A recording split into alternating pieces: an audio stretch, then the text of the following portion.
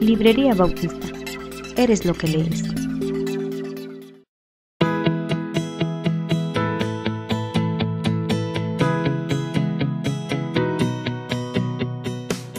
Hola, te invito a que te mires en este espejo. Es un libro titulado así, Mírate en este espejo, en donde tú podrás ver, a través del estudio de mujeres del Antiguo Testamento, tu propio reflejo. Ellas te mostrarán cómo Dios actuó en su vida y cómo Dios puede actuar en tu propia vida. Te mostrarán incluso un reflejo de ti misma, porque te mostrará lo que Dios dice acerca de ti.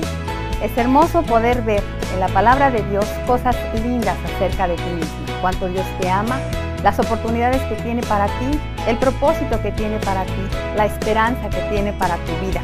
Así como lo hizo con mujeres en el Antiguo Testamento, lo puede seguir haciendo el día de hoy. Mírate en este espejo.